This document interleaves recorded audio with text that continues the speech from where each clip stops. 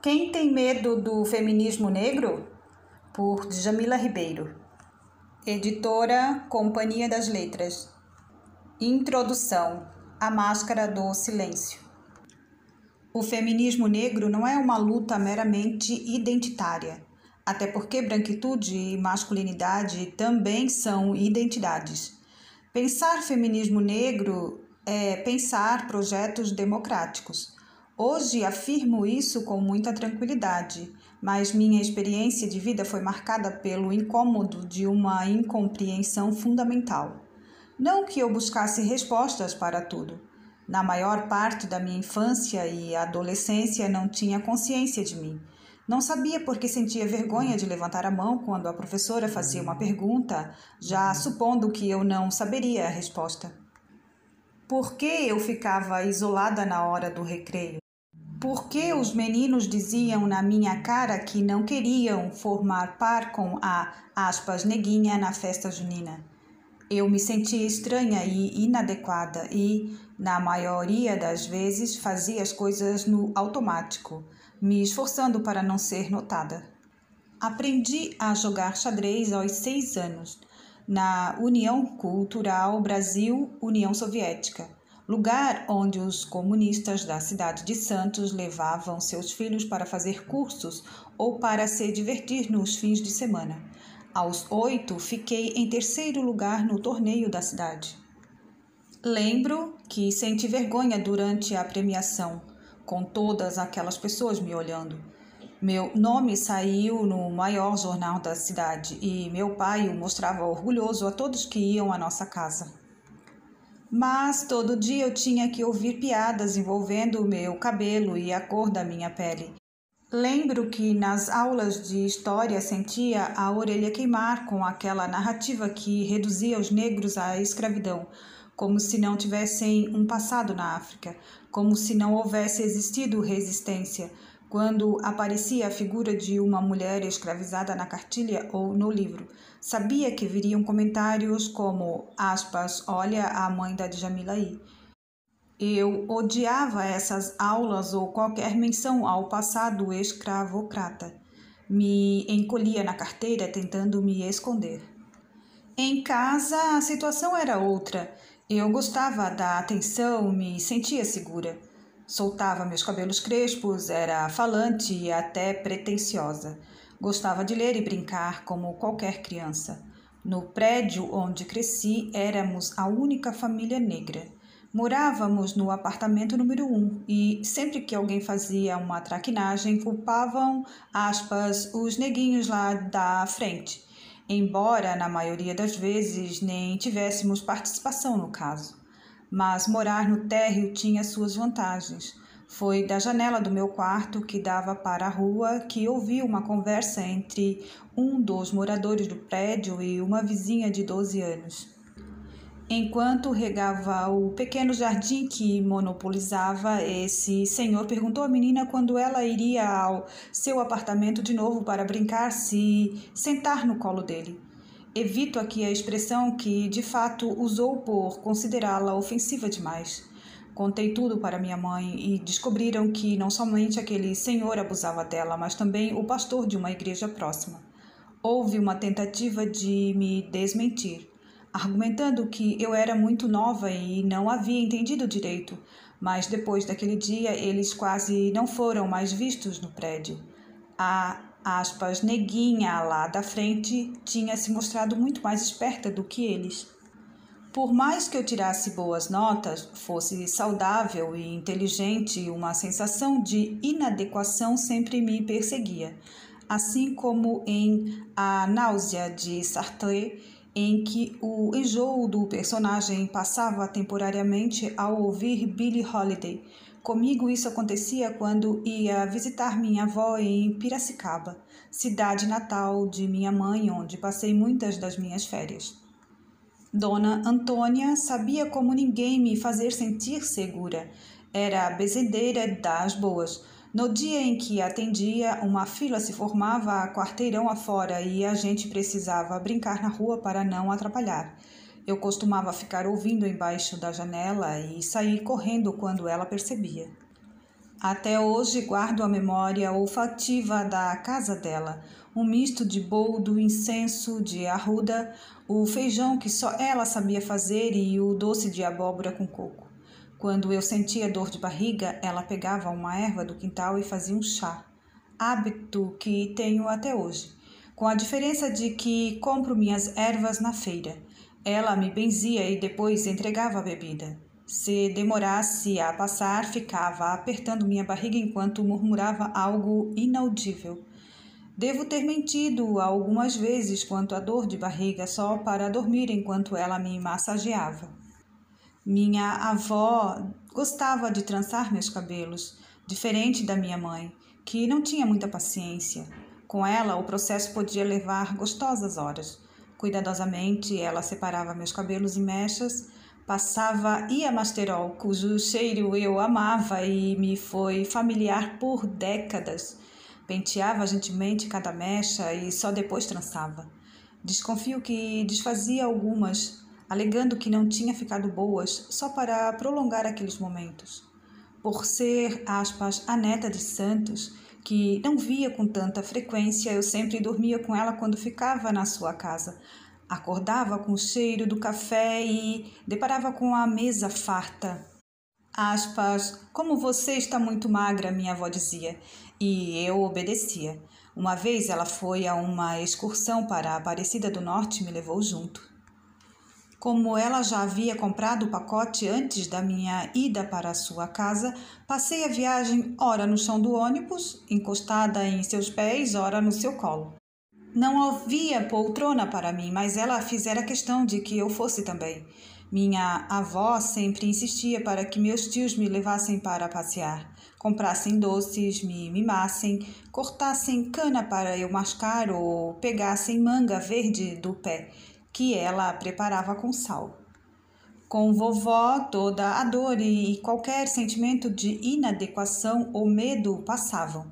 Parecia que lá com ela minha vida ganhava sentido.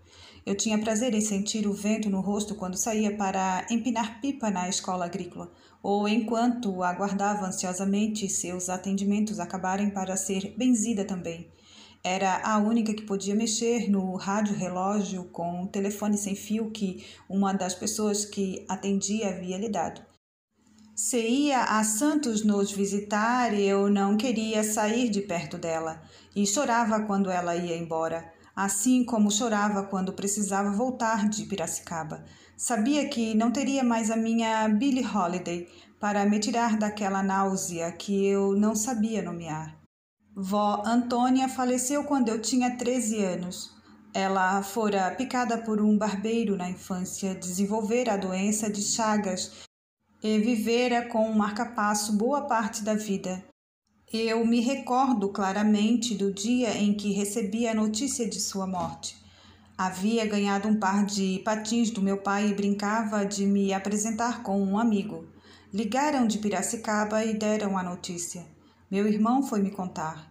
Fiquei paralisada, sem entender como lidar com aquela informação. Meu amigo disse apressado, aspas, vamos, é sua vez de patinar. Acostumada a querer agradar as pessoas para que fossem minhas amigas, patinei sem saber o que estava fazendo. Por um tempo, já adulta, quando me lembrava dessa cena, me culpava por julgar que não havia respeitado minha avó. Tempos depois me dei conta de que ela teria achado graça. Em 1988, precisei insistir para fazer a leitura principal do Dia do Livro. A professora havia escolhido uma colega de classe branca de cabelos lisos que não lia muito bem. Eu já lia com fluência, mas mesmo assim a professora relutou. Já estávamos bem perto do dia da apresentação e a outra menina ainda não evoluía nos ensaios. Então a professora não teve opção a não ser me escolher. Me saí muito bem no evento e recebi elogios de professores e pais. Mais de uma vez fui premiada por estar entre os melhores alunos da escola. No Anuário Escolar do Estado de São Paulo, de 1990, com os nomes dos estudantes que tiraram melhores notas no ano, lá estava eu como aluna do Colégio Moderno dos Estivadores. Eu tinha 10 anos na época. Meus pais e eu ficamos muito felizes. Ainda tenho a foto da minha mãe me entregando um livro de presente pelo meu desempenho. Apesar do orgulho visível em meus olhos, sentia uma força agindo sobre mim que muitas vezes me impedia de falar ou existir plenamente em alguns espaços. Como passava muito tempo sozinha, eu fantasiava demais. Achava que, se ficasse na frente do prédio, um olheiro de passagem acabaria me achando para ser modelo. Eu estamparia capas de revistas e meus colegas sentiriam inveja de mim. Às vezes eu me imaginava fora das situações cotidianas para não enfrentar a realidade. Esses momentos aliviavam a náusea, mas o sentimento de inadequação permanecia. Estudei inglês na escola mais conhecida da cidade. Lembro que, quando cheguei para minha primeira aula, as conversas animadas foram substituídas pelo silêncio assim que fui vista. Todos pararam para me olhar e comentar. Mas não perdi a pose. Segurei os livros bem junto de mim, ergui a cabeça e fingi que não havia nada acontecendo. Depois daquilo, comecei a chegar em cima da hora para a aula, em mais uma tentativa de não ser notada. Os outros alunos passavam as férias na Disney ou em Paris. O mais longe que eu ia era Piracicaba ou Peruíbe, numa casa que meu pai construiu com amigos. Na volta às aulas, eles conversavam animados sobre tudo o que tinham visto, e eu ficava ouvindo com um sorriso no rosto, tentando agradar. Até que um dia um professor os obrigou a fazer perguntas sobre minhas férias também. Houve alguns momentos de hesitação e sorriso amarelo até que eles entendessem que minhas férias não eram nada interessantes. Uma vez, um professor pediu que levássemos para a aula alguma coisa que havia sido comprada no exterior. Por sorte, a garota que tinha feito dupla comigo tinha uma amiga que viajava sempre. Fomos ao prédio dela, em frente à praia, buscar um porta-joias e algumas outras coisas. Viajar para fora do país era algo tão distante para mim, nem sequer havia andado de avião, que me recordo de ter ficado impressionada com a facilidade com que a garota explicava cada item. E me lembro perfeitamente da minha dupla se gabando por ter uma amiga viajada. Algumas vezes durante essas aulas eu fantasiava que morava numa casa bonita com uma cama só para mim no lugar do beliche que dividia com minha irmã. Eu ia às aulas de ônibus porque meus pais não tinham carro e ficava sonhando com o dia em que meu pai buzinaria para mim na porta da escola. Também imaginava que, a qualquer momento, minha mãe bateria na porta dizendo que eu havia esquecido o guarda-chuva ou qualquer outra coisa, como faziam as mães dos outros alunos, que não precisavam trabalhar o dia inteiro como a minha. O máximo que acontecia era uma funcionária bater na porta e me chamar para a sala da diretora para avisar que meu pai precisava quitar a mensalidade. Antes desse lugar, eu tinha estudado em uma escola de idiomas mais modesta e ainda assim era a única aluna negra. Havia um garoto que sempre me xingava, subindo as escadas atrás de mim proferindo insultos racistas. Eu odiava ir às aulas. Um dia, meu pai foi comigo fazer a rematrícula. Ele subiu antes de mim porque passei no banheiro.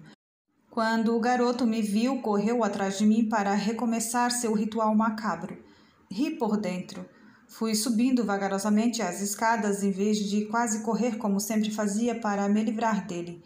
Quando chegamos lá em cima, meu pai me aguardava na recepção. Assim que o avistou, o menino gelou. Contei ao meu pai o que o garoto fazia e ele deu um escândalo. Aspas.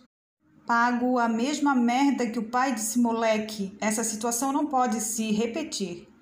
O garoto nunca mais teve coragem de me encarar e durante as aulas fazia o possível para se mostrar agradável. Apesar dessa história, eu preferia essa primeira escola por ser menor, o que fazia com que meus problemas também fossem. Quando fui estudar em outro lugar, minha capa de proteção precisou ficar mais grossa. Às vezes mentia sobre conhecer outras cidades e dizia que meu pai era advogado e não um trabalhador braçal. Também falava que ele ia me buscar, mas que esperava na outra esquina com o carro porque não conseguia estacionar. Quando me viam no ponto de ônibus, eu alegava que ele estava trabalhando. O fato de ser a única menina negra da sala por anos numa escola de pessoas de outra classe social me fez agir assim. Ser a CDF evitou que eu fosse xingada algumas vezes, mas nunca me protegeu de verdade. Descobri que podia fazer com que os outros alunos, que até então só riam de mim, precisassem de mim. Ajudava-os a estudar, fazia lição por eles, passava cola. Vivia explicando para os outros as matérias que dominava bem. Então passei a dar aulas particulares de inglês e português para crianças mais novas e a receber por isso. Um dia coloquei um anúncio no jornal e consegui um aluno de outra escola. Foi outra forma de fuga por um tempo, mas eu ainda não entendia o que me fazia sentir aquela sensação de gelo na barriga toda vez que passava por um grupo de meninos na rua ou uma professora me pedia para dar um recado na outra classe.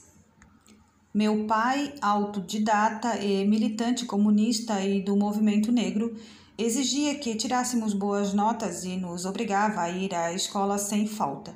Mas eu me perguntava se ele sabia o que acontecia lá, se entendia quão difícil era aturar os xingamentos diários. Senti raiva dele muitas vezes, como quando dizia que eu devia ter orgulho das minhas raízes e me proibia de alisar os cabelos. Aspas. Isso porque não é no seu cabelo que eles escondem borrachas, eu pensava. Aspas. E orgulho de quê? De ser a neguinha feia de cabelo duro? Eu não compreendia porque meu pai insistia em dizer que meu cabelo era lindo, em vez de simplesmente atenuar meu sofrimento, permitindo que o alisasse. Eu chegava a colocar toalhas na cabeça quando estava em casa para simular fios mais longos. Com o tempo, ele cedeu, e minha mãe alisava meus cabelos e os da minha irmã em casa. Era um ritual de tortura, no qual ela acendia uma boca do fogão, deixava o pente de ferro ali até ficar pelando e passava nos fios. Aquilo era comum, mas inúmeras vezes o cabelo queimava. Você sentia o cheiro e via os fios se desfazendo. Podia-se até queimar o couro cabeludo nos piores casos. A vontade de ser aceita nesse mundo de padrões eurocêntricos é tanta que você literalmente se machuca para não ser a neguinha de cabelo duro que ninguém quer. Mais tarde, meu pai deixou de se opor a que minha mãe nos levasse para alisar o cabelo com chapinha.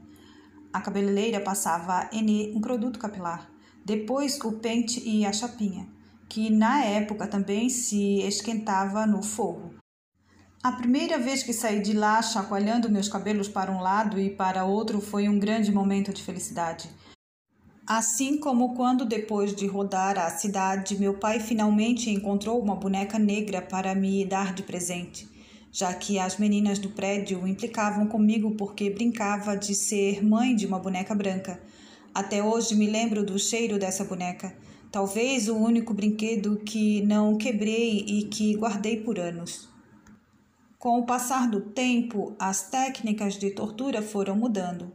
A época das químicas relaxantes e de alisamentos deve ter enriquecido muita gente. Passava-se um produto no cabelo, mecha por mecha, até cobrir tudo. Então, se deixava um tempo para fazer efeito, o máximo que você conseguisse aguentar, porque ardia e queimava o couro cabeludo e parte da orelha, além de cheirar tão forte que fazia os olhos lagrimejarem. A ideia era de que quanto maior o tempo de ação, mais liso o cabelo ficava.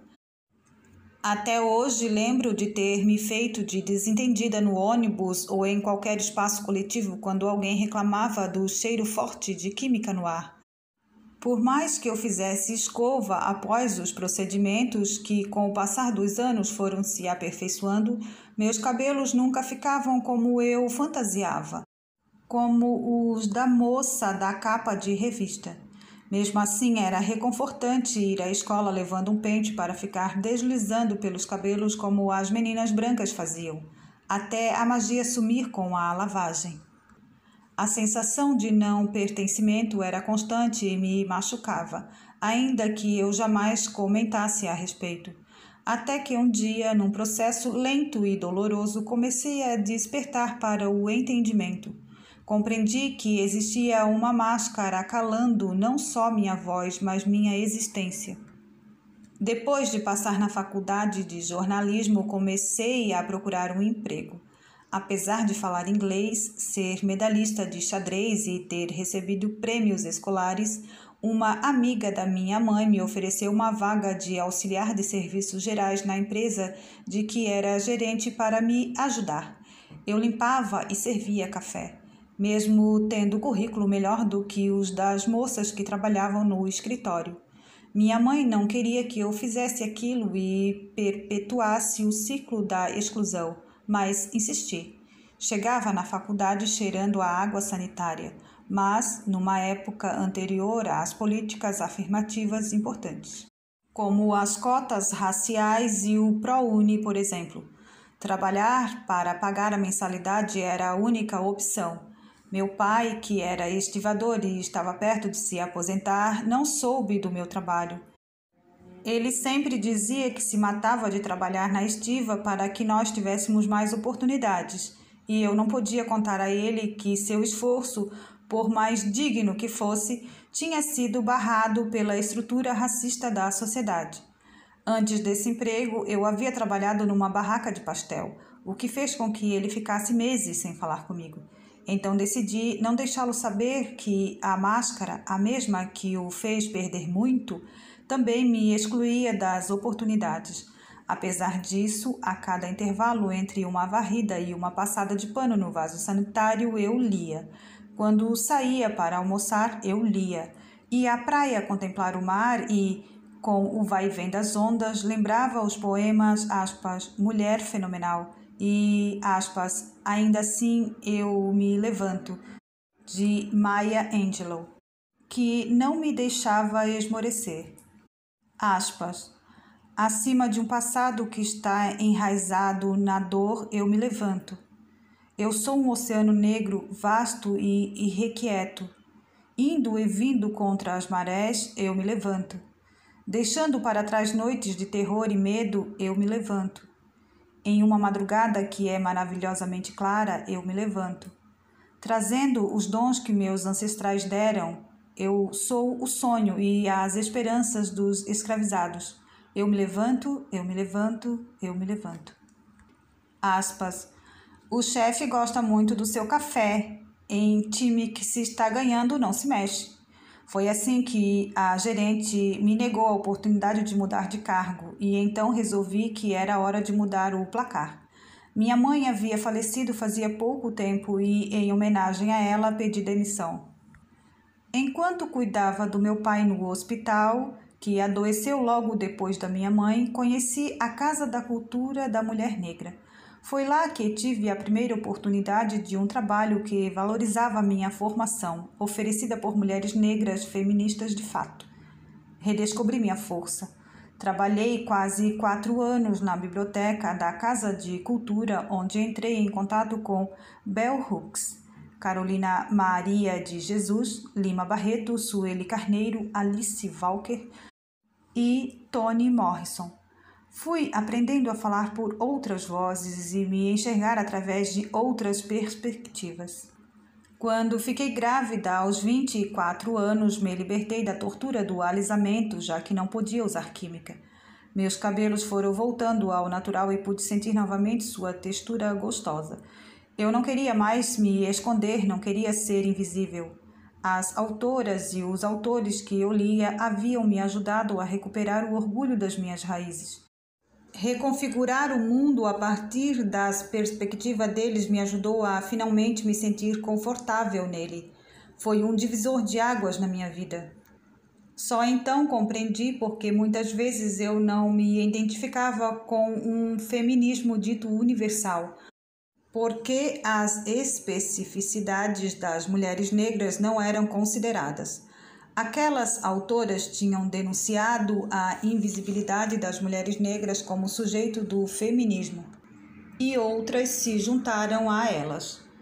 Grada Quilomba, pesquisadora e professora da Universidade de Humboldt, faz uma analogia interessante entre a máscara que as pessoas escravizadas eram obrigadas a usar, cobrindo a boca, e a afirmação do projeto colonial de impor silêncio. Um silêncio visto como negação de humanidade e de possibilidade de existir como sujeito. Como ela, aprendi que, aspas, a máscara não pode ser esquecida. Ela foi uma peça muito concreta, um instrumento real que se tornou parte do projeto colonial europeu por mais de 300 anos. Mas, ainda que sejam caladas e negligenciadas, vozes sim surgem. Com a escritora nigeriana Chimamanda Ngozi Adichie, aprendi sobre os perigos da história única e sobre a importância de se pensar em estratégias para garantir histórias múltiplas. Aspas, é impossível falar sobre história única sem falar sobre poder. Há uma palavra na língua Igbo de que sempre me lembro quando penso nas estruturas de poder do mundo. É a palavra Nyakali. Trata-se de uma expressão que pode ser traduzida como, aspas, maior do que o outro. Como o mundo econômico e o político, histórias também são definidas pelo princípio do Nyakali. A forma como são contadas, quem as conta, quando e quantas histórias são contadas, tudo depende do poder. Poder é a habilidade não só de contar a história de outra pessoa, mas de fazê-la a história definitiva daquela pessoa. O poema palestino Mohied Barghouti escreve que o jeito mais simples de se destituir uma pessoa é contar sua história e colocá-la em segundo plano. Uma história que tivesse início com as flechas dos nativos americanos e não com a chegada dos britânicos seria totalmente diferente. Uma história que começasse com o fracasso do Estado africano e não com a criação colonial do Estado africano seria totalmente diferente. Com a teoria e ativismo estadunidense Bell Hooks, aprendi que mulheres negras e brancas compartilham a luta contra o sexismo. O pessoal não se sobrepõe ao político, mas é o ponto de partida para conectar politização e transformação da consciência, isto é, para ler criticamente a experiência de opressão das mulheres.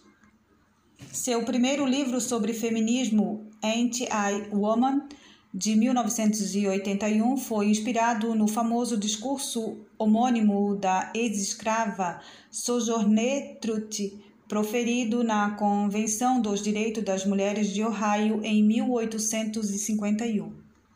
Pensar a prática de mulheres negras me fez perceber o quanto isso era importante para restituir humanidades negadas.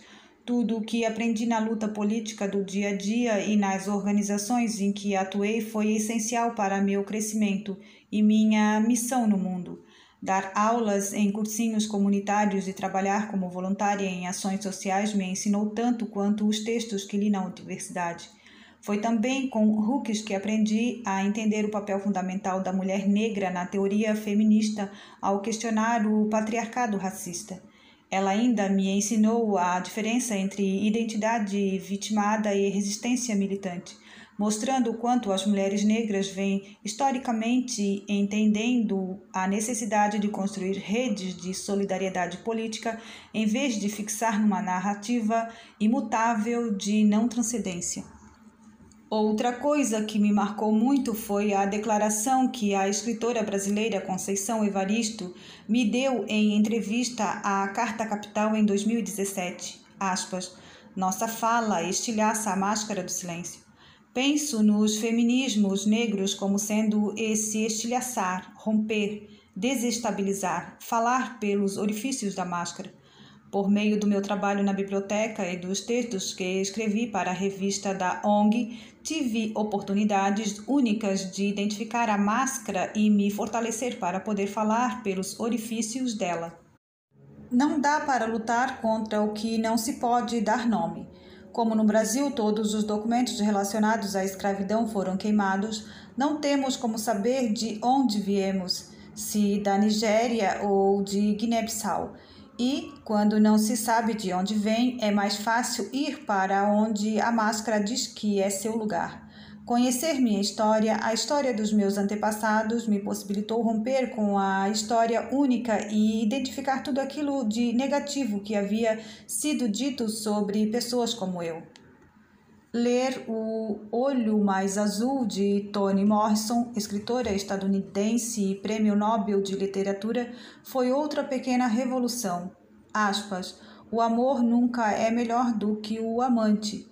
Quem é mau ama com maldade, o violento ama com violência, o fraco ama com fraqueza, gente estúpida ama com estupidez, e o amor de um homem livre nunca é seguro, ela diz. Foi graças a Morrison que percebi que, adoecida pelo racismo, eu precisava encontrar formas de me libertar para não amar de forma adoecida também.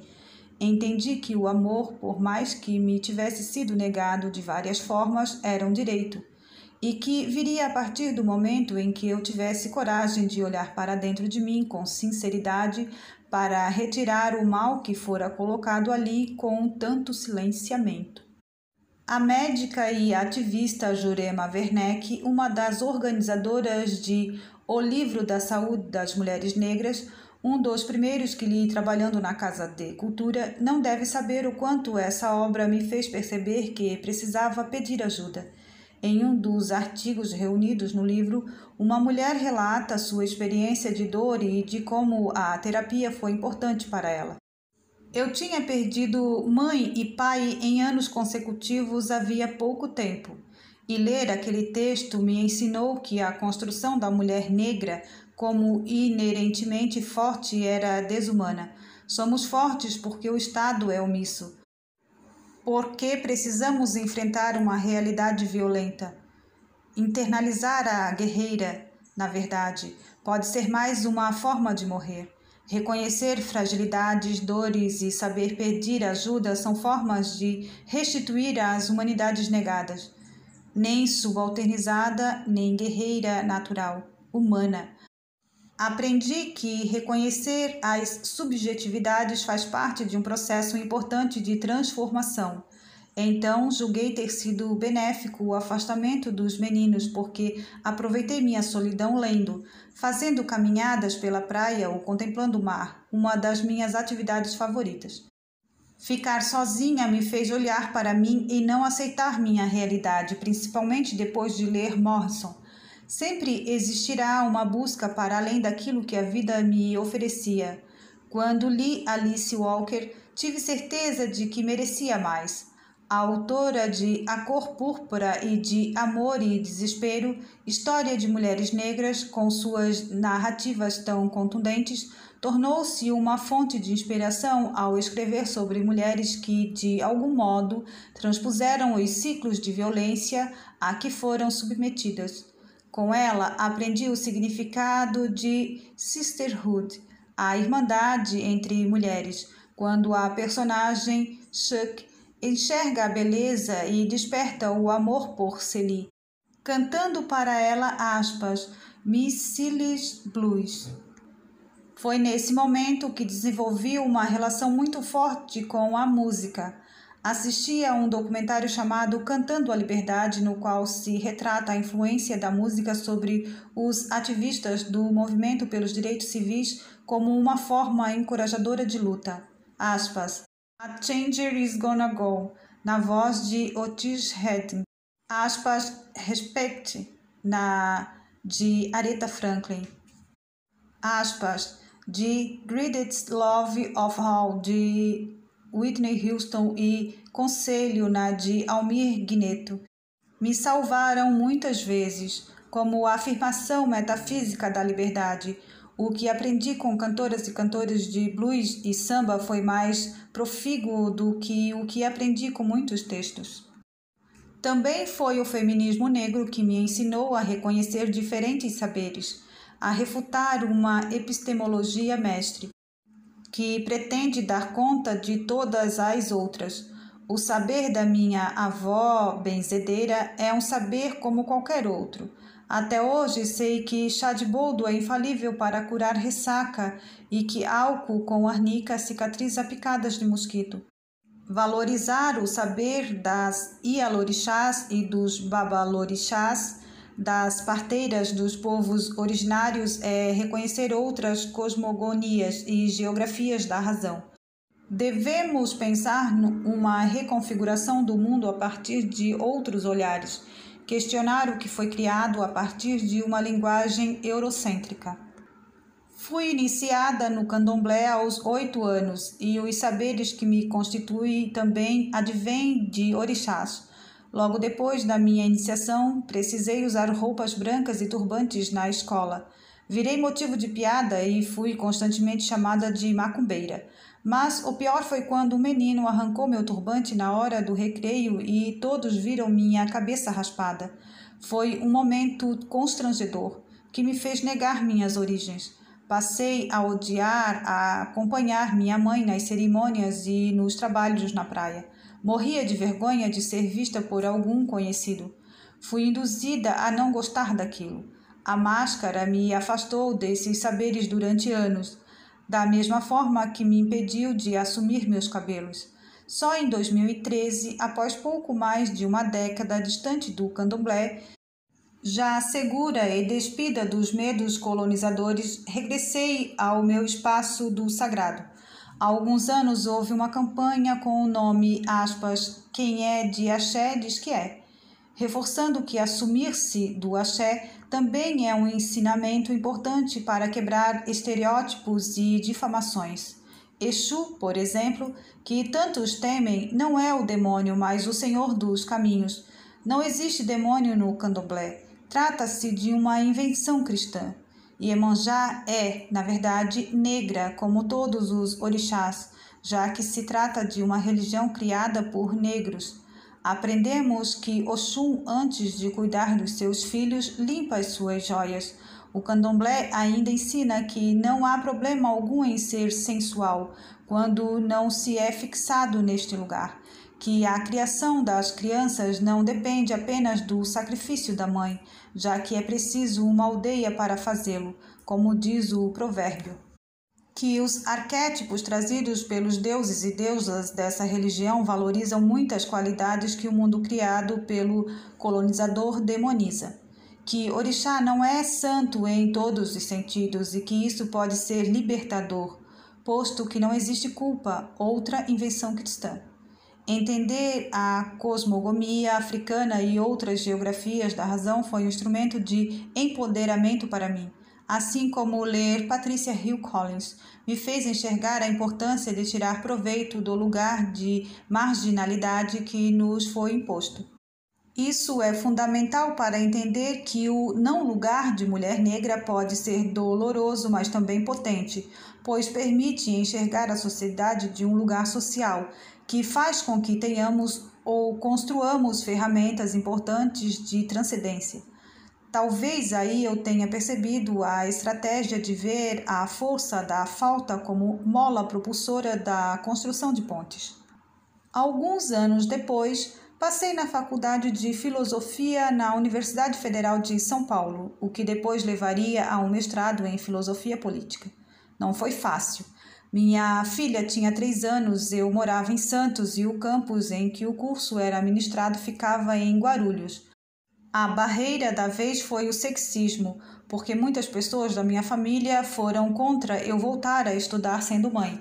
Lembro como foram difíceis os primeiros meses quando pensei em desistir. Saía correndo do trabalho em uma empresa portuária por volta das 5:30 da tarde e fazia o trajeto de 3 horas até a universidade. Chegava muito atrasada ou já no intervalo, o que me fez entrar em desespero após algumas semanas.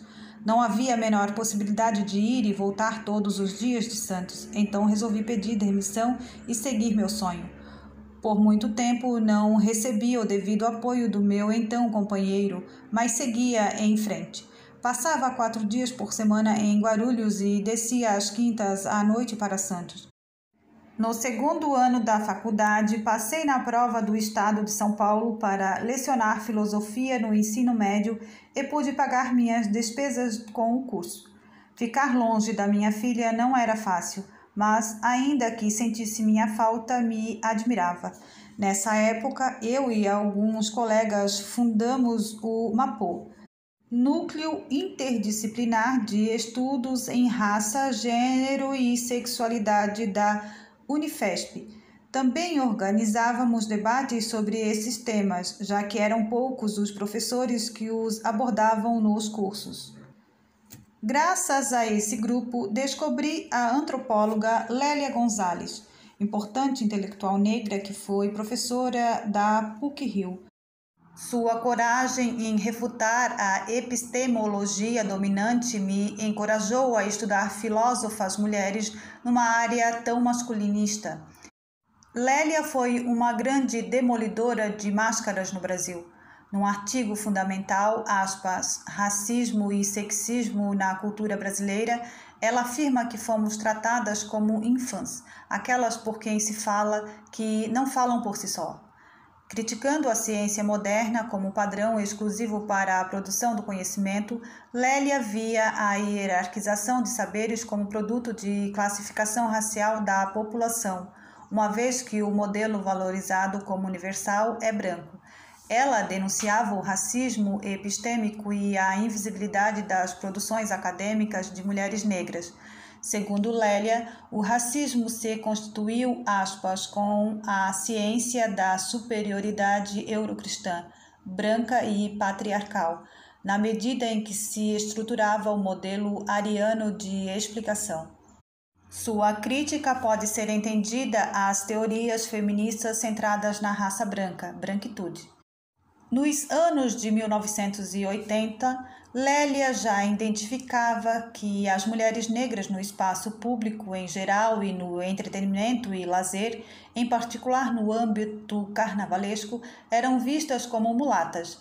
Essa figura que permeia o imaginário colonial e escravista brasileiro se constituiu no primeiro período republicano, quando floresceu o mito da, aspas, democracia racial ou o racismo à brasileira. A sexualidade do corpo da mulher negra, sempre colocada como quente, também era denunciada pela autora.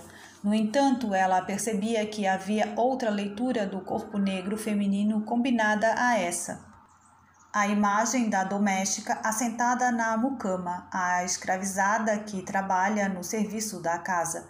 Com base em estudiosas feministas, Lélia entremeou essas duas imagens de mulher mulata e de mulher do cuidado. Com ela pude entender o lugar de minha mãe, que fora empregada doméstica, e questioná-lo como um lugar de não escolha. Afinal, que escolha tinha uma mulher do interior de São Paulo que fora forçada àquele trabalho desde os 9 anos? Só então pude entender por que minha mãe brigava tanto para que eu estudasse e quebrasse o ciclo de imposições. Em junho de 1977, a historiadora negra Beatriz Nascimento ganhou notoriedade ao apresentar seu estudo sobre os quilombos na Quinzena do Negro da USP, um grande encontro de pesquisadores negros organizado por Eduardo de Oliveira e Oliveira para a promoção de discussões, reflexões e encaminhamentos. Com sua pesquisa, ela deu sentido à minha sensação de fortalecimento na Casa de Cultura da Mulher Negra e em todos os coletivos e organizações que fiz parte, me ensinando a dimensão do coletivo como emancipação real. Em aspas, enegrecer o feminismo, a situação da mulher negra na América Latina, Sueli Carneiro, fundadora do GLE10, Instituto de Mulher Negra, afirma que, ao falar de mulheres, devemos sempre nos perguntar de que mulheres estamos falando. Mulheres não são um bloco único, elas possuem pontos de partidas diferentes. Sueli aponta a urgência de não universalizar essa categoria, sob o risco de manter na invisibilidade aquelas que combinam ou entrecruzam opressões. ou seja, ela fala da importância de se dar nome e trazer a visibilidade para se restituir à humanidade. A coragem de Sueli ao enfrentar o debate pela promoção da igualdade racial, mesmo com pessoas que se diziam do campo progressista, me inspirou a fazer o mesmo, a não ter medo de colocar o dedo na ferida quando necessário, ao construir espaços sólidos e acolhedores para mulheres negras, a perceber que nunca se pode perder a perspectiva histórica e que muitos abriram o caminho para que eu possa estar aqui hoje. A dimensão da coletividade foi fundamental para a minha trajetória e minha luta política.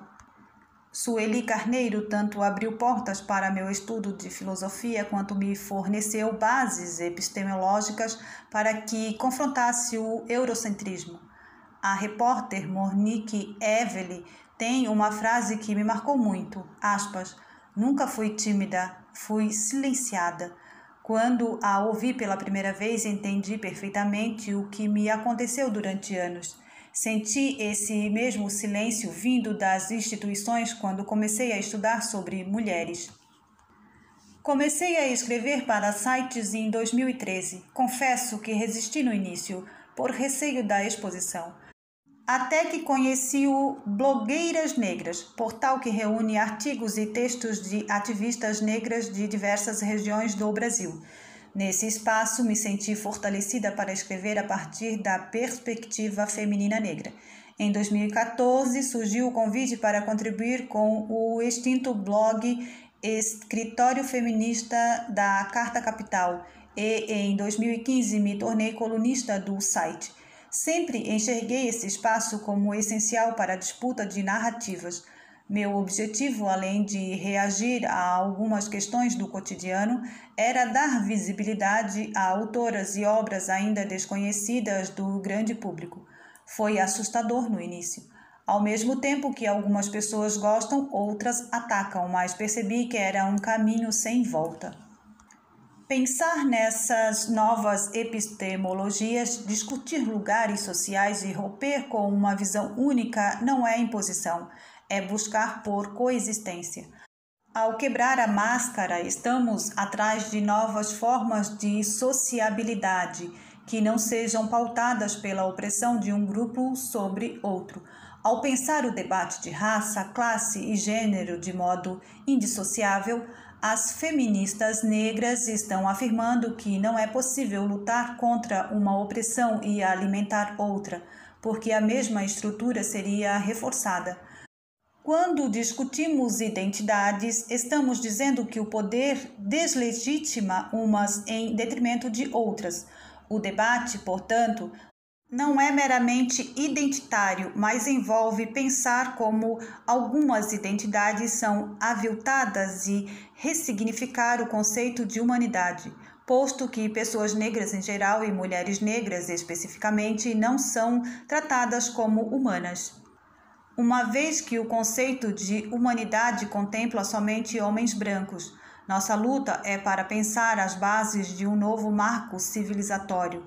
É uma grande luta que pretende ampliar o projeto democrático. É imprescindível que se leia autoras negras, respeitando suas produções de conhecimento e se permitindo pensar o mundo por outras lentes e geografias da razão. É um convite para um mundo no qual diferenças não signifiquem desigualdades.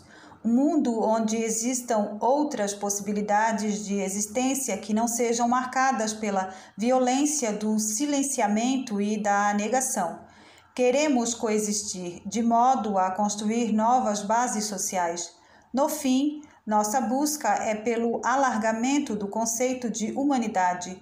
Ao perceber o medo do feminismo negro, as pessoas privilegiadas perceberão que nossa luta é essencial e urgente, pois enquanto nós, mulheres negras, seguirmos sendo alvo de constantes ataques, a humanidade toda corre perigo.